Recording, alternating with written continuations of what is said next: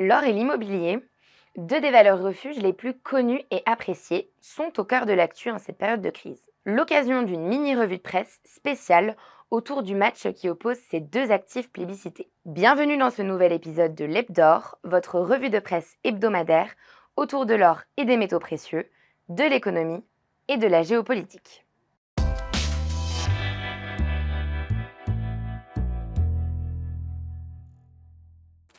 Avant de démarrer cette revue de presse, j'en profite pour vous rappeler que nous avons lancé un grand jeu concours la semaine dernière pour fêter nos 50 000 abonnés YouTube.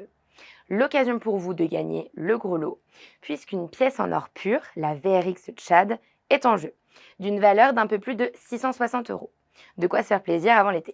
Pour participer, rien de plus simple. Abonnez-vous à la chaîne, si ce n'est pas déjà fait, et inscrivez-vous sur le formulaire qui se trouve ci-dessous dans la description. L'annonce du gagnant aura lieu le 4 juillet prochain, à l'occasion du 47e épisode de l'Hebdor. Alors pourquoi on vous parle d'immobilier? Parce que ça ne va pas fort en ce moment pour la pierre qui fait sa crise. Le magazine Capital nous donne les 8 raisons pour lesquelles le marché immobilier est à l'arrêt. Et nous précise au passage que sur le sujet, les acteurs de l'immobilier sont unanimes. Le secteur du logement est en crise. Le ministre du Logement lui-même évoquait d'ailleurs une bombe sociale en préparation dès l'automne 2022, notamment en raison de l'inflation. Pour l'investisseur Robert Kiyosaki, célèbre auteur du best-seller Père riche, Père pauvre, nous allons vers le plus grand crash immobilier et une crise pire que 2008. La question est aussi de savoir, et le Figaro se la pose, si la crise de l'immobilier est partie pour durer. Au moment où la plupart des acheteurs subissent de plein fouet la hausse du coût du crédit ou ne peuvent simplement plus espérer décrocher un financement, bon nombre d'observateurs attendent un ajustement plus sensible des tarifs, explique l'article du Quotidien. Quant au neuf, la situation est plus délicate encore.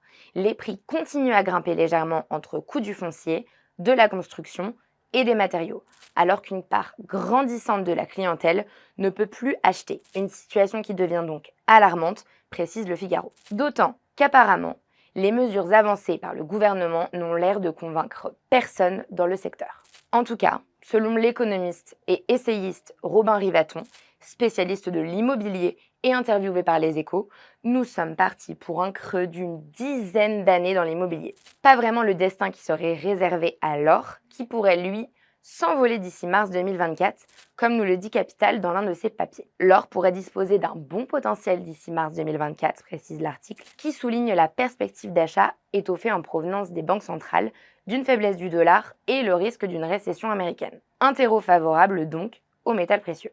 Immobilier ou or, le blog de Verakash a saisi la balle au bon pour nous proposer un petit match or versus immobilier. Quelle est la meilleure valeur refuge?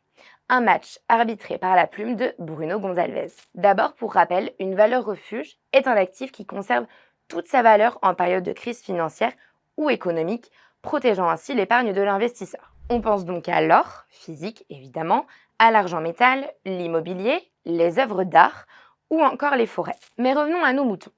L'or et la pierre, car ce sont les deux auxquels on songe systématiquement, parce que leur nature ne s'est jamais démentie à travers l'histoire. Verakash nous explique que, sur un grand nombre de points, l'or reste largement préférable à l'IMO. D'abord pour des raisons de fiscalité. En effet, l'or n'est pas imposé sur la détention. En revanche, un propriétaire immobilier doit s'acquitter de différentes taxes durant toute la durée de détention du bien, la taxe foncière notamment. Qui plus est, l'accessibilité économique de l'or est supérieure à celle de l'immobilier. L'or peut être en petite quantité au gramme par exemple, de même qu'en termes de transportabilité, l'or peut être déplacé facilement et rapidement. L'or peut être vendu par fraction, ce qui offre une grande flexibilité aux investisseurs.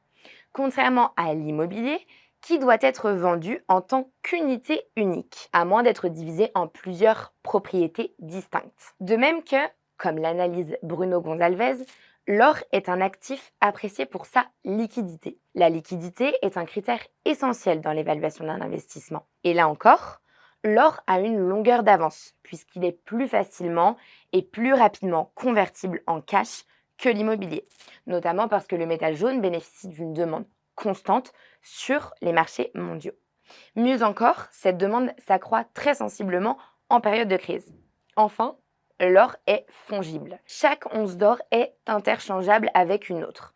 Cette fongibilité fait de l'or une monnaie d'échange universellement acceptée. L'immobilier, en revanche, est unique en son genre. Chaque propriété a des caractéristiques qui la rendent distincte des autres, ce qui peut rendre plus difficile la réalisation de transactions simples et rapides. L'article de Veracash, que je vous conseille d'aller lire en intégralité, d'ailleurs le lien est dans la description, donne l'or vainqueur au point sur l'immobilier. Allez, on descend du ring et on se retrouve la semaine prochaine pour un nouvel épisode. À mardi!